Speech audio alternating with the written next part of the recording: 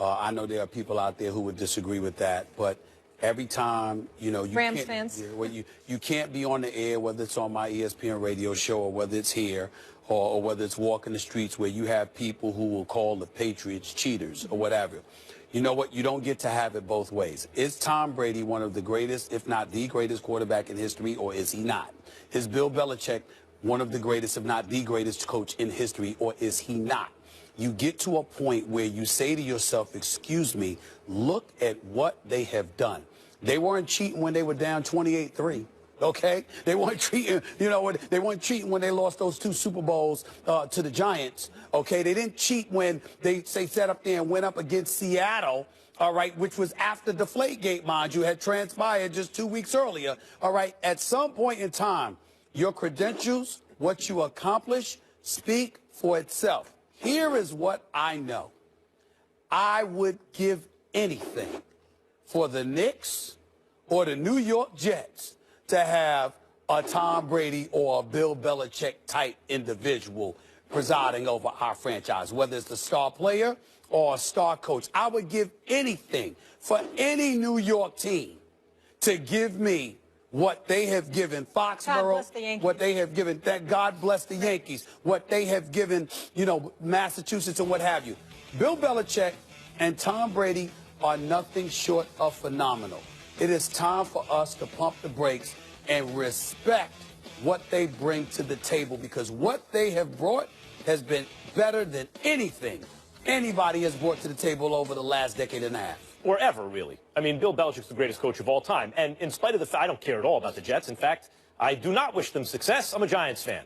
And I get, as New Yorkers, you know, you have to choose in New York. Because you get jealous. I only brought up the Jets because they haven't won since 1960. That's right. Good. And that's the way it should stay. It should stay that way for another however many years. The point is that even as a Giants fan, with all the success the Giants have had a lot of success, including beating the Patriots twice in 2 of the greatest Super Bowls you've ever seen. I would trade it all to get Bill Belichick as the coach and GM.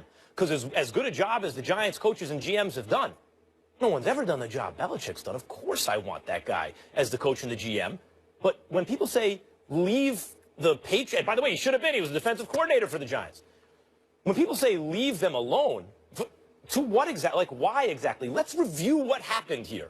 The only way that winning counteracts the cheating, if in fact it was cheating, is that it shows that they would have won without the cheating anyway, which I don't think anyone ever disputes.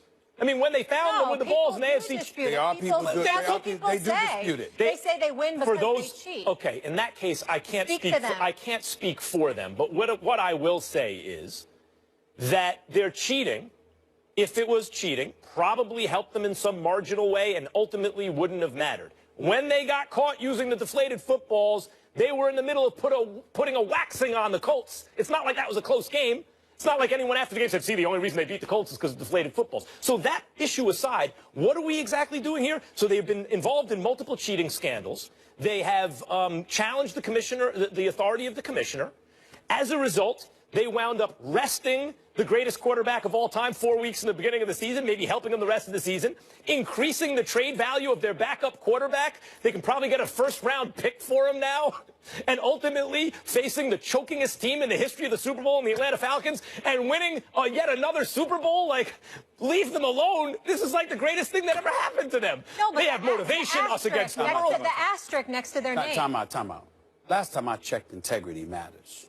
And if somebody came up to you and they said everything that you have achieved in your illustrious career is compromised because you're a cheater, regardless of how much money you're making, regardless of your title, regardless of your success, it would throw you aback a little bit because no one wants their personal integrity questioned. So we're having this discussion because what I'm saying is that when it comes to Belichick and when it comes to Brady, those out there, the naysayers out there who try to attribute the level of success that they have achieved to somehow gaining an unfair advantage need to stop doing that. Okay, but you're conflating 2 issues here. If on the one hand, you're saying, well, attacking someone's integrity, one's integrity is important. Well, I agree with that, certainly. But if they were cheating, in fact, and it was not just one, it was Spygate and then it was Deflategate, then winning at a later date doesn't speak to cheating. Now, if you're saying, look, they weren't cheating, and the fact that they won proves that they weren't cheating, I suppose that speaks to integrity.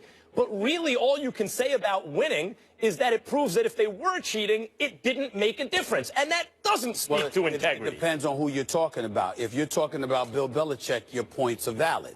If you're talking about Tom Brady, they may not. Because Tom Brady will tell you he had nothing to do with Spygate. Tom Brady will tell you he had nothing to do with Deflategate. Now, you can believe what you want. We all can believe what how does winning change that? But what I'm saying to you is because when it came to Tom Brady, you did have some idiots out there actually implying that the greatness of Tom Brady isn't what we think it is. It was based on cheating? That's what they were saying. Yes, that cheating helped. Okay. Wait. No, this is the part that disturbs me about this debate with you.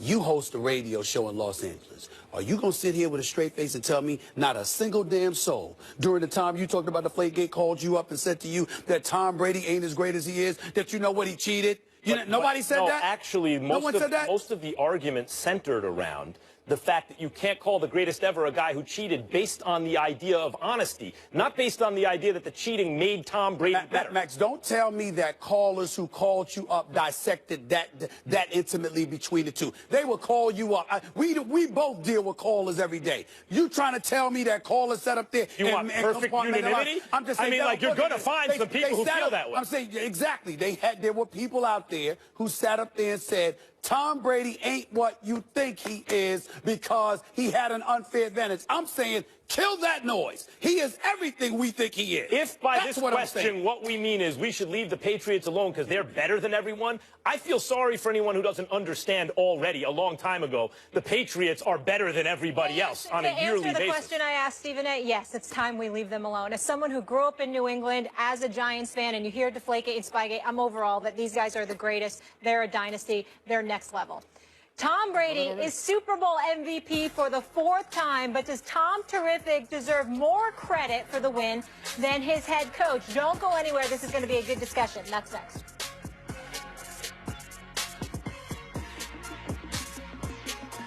Yo, what's up? This big boy, one half of the Mighty Outcast, and you watching the best show right here, First Take on ESPN. Gia.